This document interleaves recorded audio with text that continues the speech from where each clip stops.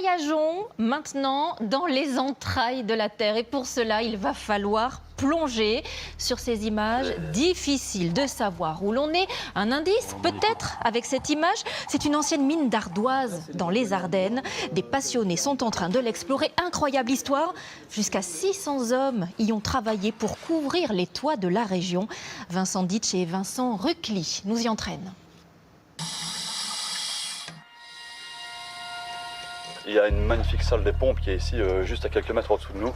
C'est une plongée en profondeur, à 300 km de la mer. C'est des images magnifiques qui nous resteront pendant des années. L'eau, totalement cristalline, contraste avec le décor industriel. C'est une ancienne mine, ça commence de bouger de droite à gauche, il faut faire toujours attention. Nous sommes à Rimogne, dans les Ardennes, où la mine d'ardoise a été fermée et abandonnée en 1971. Surveillez bien les roues, les gars. Mais depuis 5 ans, quelques passionnés autour de Yannick Rossato, le maire du village, ont entrepris une fouille des vestiges restés sous terre. Construction électrique de France. C'est quasiment 800 ans d'histoire, c'est 800 ans de travail de l'ardoise. Et là, on annonce à tous ces hommes qu'ils ne descendront plus. Et par dépit, les ardoisiers font tomber, en tout cas jettent, des wagonnets comme celui-là.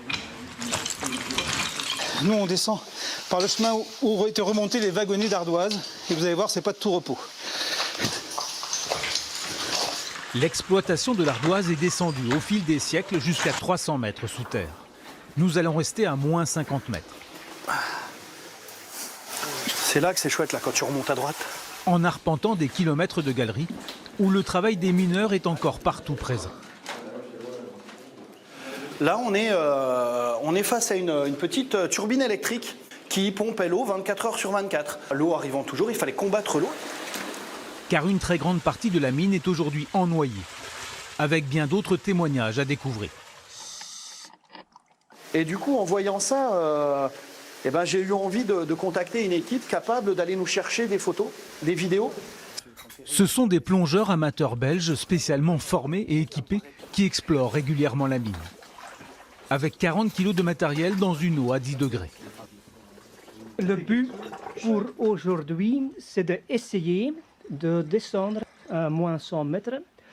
Là-bas, normalement, on doit trouver une très grande machine, un compresseur. Les mineurs ont écrit ça dans les années 50. C'est incroyable. C'est très spécial, tout est dedans, resté dedans dans la mine. Toutes les autres mines, on a toutes enlevé, même les rails. Les rares plongeurs qui ont pu s'aventurer ici en gardent des souvenirs exceptionnels. J'ai déjà été une dizaine de fois et c'est vraiment un bel endroit, c'est un des plus beaux endroits au niveau plongée souterraine. On ne peut pas trouver ça autre part. La clarté de l'eau, les vestiges, la taille du site, tout ça vraiment magnifique. Un travail d'exploration indispensable, car ils ne sont plus que 2 mineurs en vie encore capables de témoigner. Voyez, le mur en béton, c'est moi qui l'ai fait.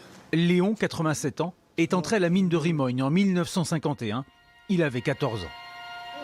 Les porteurs avaient ce type d'ardoise sur le dos. Sur le dos. Ah, ils avaient ça sur le dos. Ils ont monté l'échelle avec. Hein.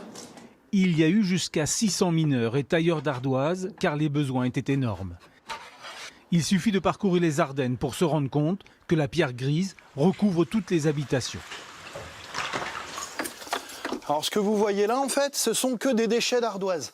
Et de temps en temps, vous verrez une ardoise dépasser un peu.